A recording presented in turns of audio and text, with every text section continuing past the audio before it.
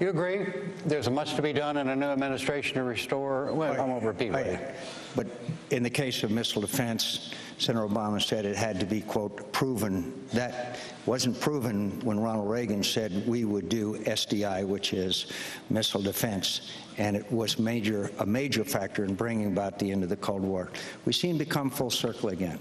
Senator Obama still doesn't quite understand, or doesn't get it, that if we fail in Iraq, it encourages al-Qaeda. They would establish a base in Iraq. The consequences of defeat, which would result from his plan of withdrawal and, according to date certain, regardless of conditions, according to our military leaders, according to every expert, would lead to possible defeat, loss of all the fragile sacrifice that we've made of American blood and treasure, which grieves us all. All of that would be lost if we followed Senator Obama's plan to have specific dates with withdrawal, regardless of conditions on the ground. And General Petraeus says we have had great success, but it's very fragile, and we can't do what Senator Obama wants to do. That is a central issue of our time, and I think Americans will judge very seriously as to whether that's the right path or the wrong path, and who should be the next president of the United States. You see the same connections that Senator McCain? There's no doubt. Look, over the last 8 years, this administration, along with Senator McCain, have been solely focused on Iraq. That has been their priority. That has been where all our resources have gone. In the meantime, bin Laden is still out there. He is not captured. He is not killed. Al-Qaeda is resurgent. In the meantime, we've got challenges, for example, with China, where we are borrowing billions of dollars. They now hold $1 trillion worth of our debt. And they are active in countries like, in regions like Latin America and Asia and Africa. They are, the conspicuousness of their presence is only matched by our absence because we've been focused on Iraq. We have weakened our capacity to project power around the world because we have viewed everything through this single lens. Not to mention, look at our economy. We are now spending $10 billion or more every month. And that means we can't provide health care to people who need it. We can't invest in science and technology, which will determine whether or not we are going to be competitive in the long term. There has never been a country on earth that saw its economy decline and yet maintained its military superiority. So this is a national security issue. We haven't adequately funded veterans care. I sit on the Veterans Affairs Committee, and we've got, I meet veterans all across the country who are trying to figure out, how can I get disability payments? I've got post-traumatic stress disorder, and yet I can't get treatment.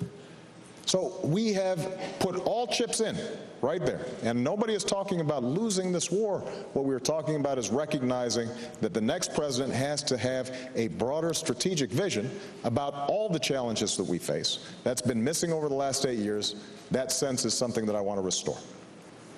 I've been involved, as I mentioned to you before, in virtually every major national security challenge we've faced in the last 20-some years. There are some advantages to experience and knowledge and judgment. And I honestly don't believe that Senator Obama has the knowledge or experience and has made the wrong judgments in a number of areas, including his initial reaction to Russian aggression in Georgia, to his, we've seen this stubbornness before in this administration, to cling to a belief that somehow the surge has not succeeded, and failing to acknowledge that he was wrong about the surge shows to me that we need more flexibility in a president of the United States than that. As far as our other issues that he brought up are concerned, I know the veterans, I know them well. And I know that they know that I'll take care of them. And I've been proud of their support and their recognition of my service to the veterans. And I love them, and I'll take care of them. And they know that I'll take care of them. And that's going to be my job. But also, I have the ability and the knowledge and the background to make the right judgments to keep this country safe and secure. Reform, prosperity, and peace. These are major challenges to the United States of America. I don't think I need any on-the-job training. I'm ready to go at it right now. Well, let me just make a closing point. My father came from Kenya. That's where I get my name. And in the 60s, he wrote letter after letter to come to college here in the United States, because the notion was that there was no other country on earth where you could make it if you try. The ideals and the values of the United States inspired the entire world. I don't think any of us can say that our standing in the world now, the way children around the world look at the United States, is the same.